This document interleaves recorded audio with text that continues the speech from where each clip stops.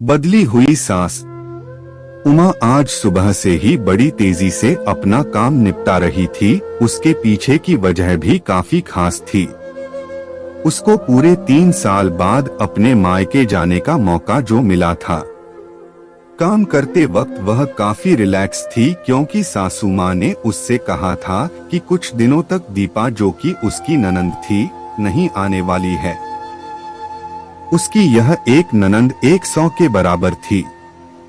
उमा शादी करके जब घर आई थी तब दीपा को अपनी बहन की तरह प्यार करती थी क्योंकि उसे खुद की कोई बहन नहीं थी। लेकिन कुछ ही हफ्तों में ही उसे ये पता चल गया था उसकी ननंद किसी जेलर से कम नहीं है। हालांकि दीपा का ब्याह हो चुका था लेकिन उसे अपने ससुराल वालों की किसी भी प्रकार की चिंता नहीं थी। उसे जब जी करता था वह अपने मायके चली आती और मायके वालों पर अपना हुक्म चलाती, खासकर अपनी भाभी पर। वही डिसाइड करती थी वहां पर क्या खाना पकेगा, कोई घूमने जाएगा कि नहीं, या जाएगा तो कहां जाएगा। दीपा ही थी जो हर बार उमा को किसी न किसी बहाने से अपने मायके जाने से रोक लेती थी। लेकिन आज का दिन कुछ अलग था क्योंकि मां के कहने पर दीपा के पति ने उसके मायके जाने का इंतजाम कर दिया था। ट्रेन की भी टिकट बुक हो चुकी थी। सारा काम खत्म करने के बाद उमा अपने पति के साथ अपना सामान लेकर घर के बाहर निकले ही थे कि सामने से दीपा आती हुई दिखाई दी।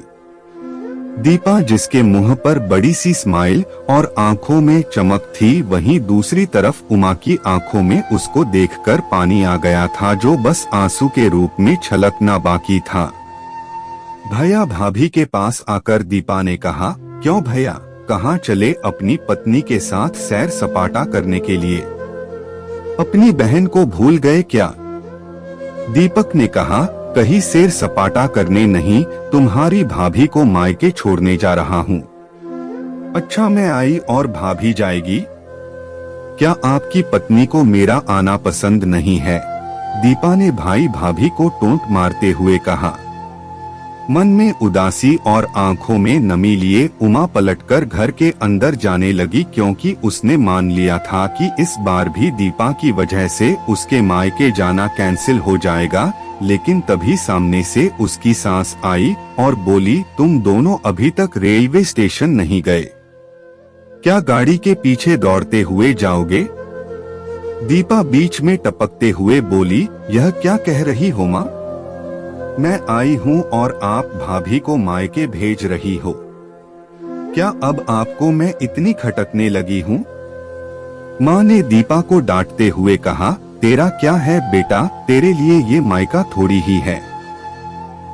यह तो तेरे लिए एक प्रवास स्थल है जहाँ तू जब जी चाहे, जब अपने ससुराल में बोरियत महसूस करे आ जाती है। लेकिन वह बेचारी तो ऐसा नहीं करती, बल्कि वह तो जब जाना चाहिए तब भी अपने मायके नहीं जाती, इसलिए उसका अभी मायके जाना बहुत जरूरी है। मैं तेरे या मेरे या किसी और की वजह से उसका इस बार मायके जाना बिल्कुल रद्द नहीं होने दूंगी। पहले यह बता, तू तो कुछ दिनों के लिए नहीं आने वाली थी ना, फिर कैसे आ गई? मैंने तो ऐसे ही कह दिया था। मैं देखना चाहती थी कि मेरे ना आने से भैया खुश होता है कि मुझे बुलाता है, दीपा ने कहा। हाँ हाँ, क्यों नहीं, कोई बुलाए या ना बुलाए, पर्यटन स्थल पर तो हर कोई जा सकता है। अब की बार मेरी बहू को उसके पर्यटन स्थल पर यानी कि उसके मायके जाने दे। बेचारी ने सिर्फ अपने भाई की शादी देखी है और अब तो उसके भाई को बच्चा भी हो गया है, उसका मुंह तक नहीं देखा उसने। उसे भी अपने हिस्से का सुख भोगने दे, माँ ने दीपा को फटकारते हुए और उमा की साइड लेते हुए कहा। अपनी सास के मुंह से अपने लिए ऐसे शब्द सुनकर उमा की आंखें छलक गई। उसने अपनी सास को गले से लगा लिया। सास ने कहा, बहुत हो गया प्यार, जल्दी जाओ वरना ट्रेन छूट जाएगी। अपनी माँ का बदला हुआ रूप देखकर दीपा बहुत हैरान थी। उसे यकीन नहीं हो रहा था कि यह वही माँ है जो उसका हर कहा मानती थी और हमेशा उसका पक्ष लेती थी, चाहे बहू सही हो या गलत। वही माँ अपने मन में अपनी उस दोस्त को धन्यवाद दे रही थी जो कुछ दिनों पहले उसके घर आई थी और कुछ दिन रही थी और जाते जाते उसकी आंखें खोल गई थी। सहेली ने उन्हें बताया था कि वह अपनी बेटी का मोह छोड़ दे वरना अपने बहू और बेटे के मन में अपनी इज्जत खो देगी।